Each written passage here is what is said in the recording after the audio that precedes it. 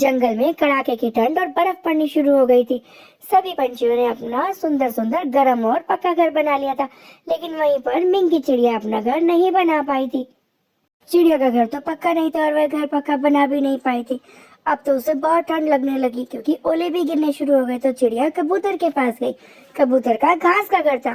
कबूतर भैया, क्या मुझे थोड़ी सी घास दे दोगे? मैं अपने घर को मजबूत और पक्का बना लूंगी और मैं अपने घर की छत डाल लूंगी। तो कबूतर की पत्नी ने उसे मना कर दिया, जाओ यहाँ से। आगे जाकर ब्लूई चिड़िया के पास गई। ब्लूई बहन, क्या मुझे थोड़ी सी रुई दे दोगे? ब्लूई का रुई का घर था। नहीं नहीं, मेरे पास बहुत कम रुई है। ब्लूई ने भी उसे धक्के मारकर निकाल दिया। फिर वे आगे जाकर कौवा के घर आई। चंपू भैया, तुम्हारा तो लकड़ी का बहुत मजबूत घर है, क्या थोड़ी सी लकड़ी मुझे दे दोगे? आपके पास तो इतने सारे बच्चे पड़े। नहीं, मैं तुम्हें लकड़ी नहीं दे सकता।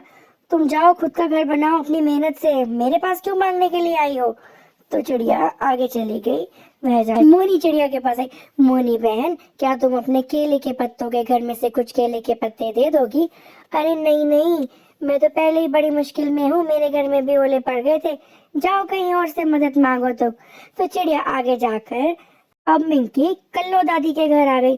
कल्लो दादी, क्या मुझे अपने घर से थोड़े से धागे दे दोगी? अरे जाओ ना, मेरे पास कोई धागे वागे नहीं है। वह आगे जा मैनी चिड़िया के पास गई। मैनी ने भी उसे भगा दिया। तो चिड़िया बोली, हे भगवान, ये कौन सा बदला ले रहे हो? तभी वहां पर उन्हें एक जख्मी भेड़ दिखाई दी। जख्मी भेड़ बहुत कर्रा रही थी।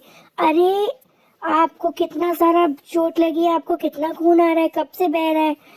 तो भेड़ तो रोए जा रही थी। चिड़िया ने जाकर भेड़ के जख्म साफ किए, भेड़ की चोट पर पट्टी की। तभी भेड़ चिड़िया को अपने घर ले आई। तुम वहां उदास क्यों बैठी थी? तो भेड़ बोली चिड़िया बोली, मेरा घर बहुत कमजोर और टूटा फूटा था। मैंने सभी पंछियों से मदद मांगी, लेकिन किसी ने मुझे कुछ भी नहीं दिया। मुझे गर्म रुई का घर चाहिए था। भेड़ ने अपने घर को बहुत सुंदर रुई से सजा रखा था। भेड़ ने अपने शरीर से बहुत सारी रुई उतारी और मीनल के लिए सुंदर सा घर तैयार कर दिया।